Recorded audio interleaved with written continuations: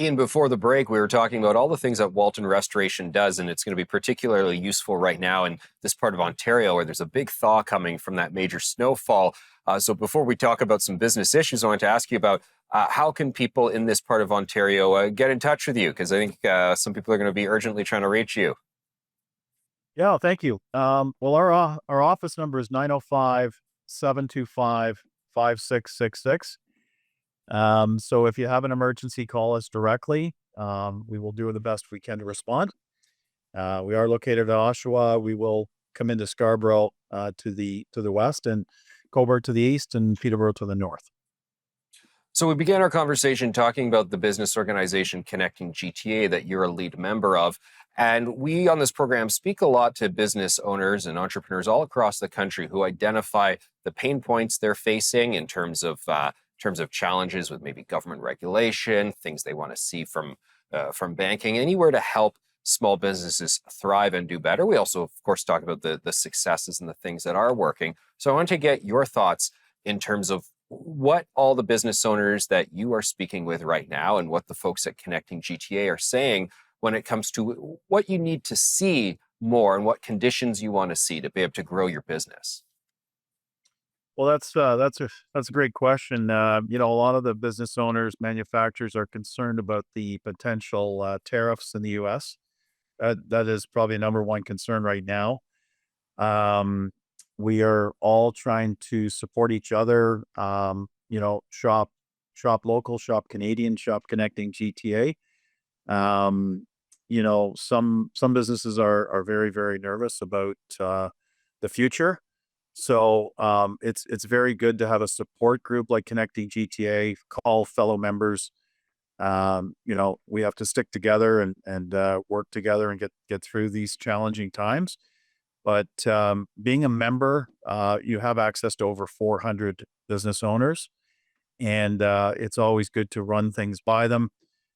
We've had some events to deal with current situations, and you know, the questions will get answered uh, by our members. Ian, what sorts of things are members doing right now to navigate potential tariffs, to sort of investigate what the cost would be? I hear from a lot of business owners who are trying to, work the phones or work the calculators to determine to what degree they would be exposed to this. Well, we have reached out to local politicians. We did have a manufacturing roundtable. We did have somebody from New York State was there.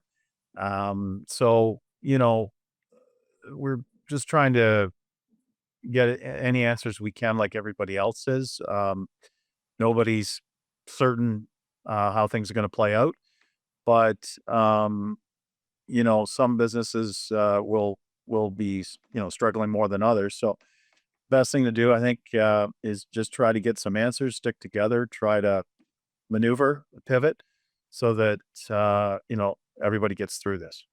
No, Ian, that's interesting. Point out you had someone from New York State, a more local business organization such as yours, engaging with someone across state boundary there, across national boundaries. How did that conversation go?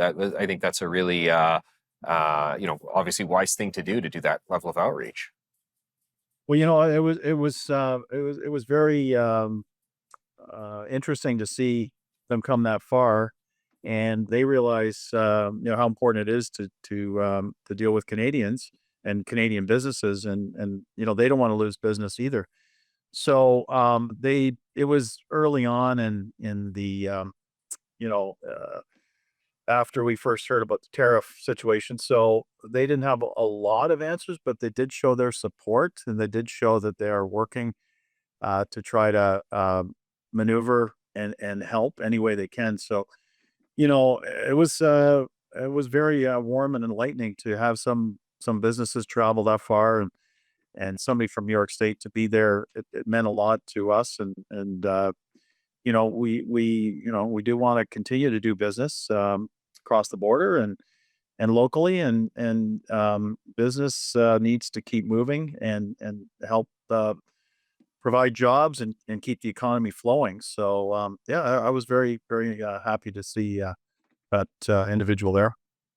All right, next, let's talk about the future for connecting GTA and the future for business organizations all across Canada.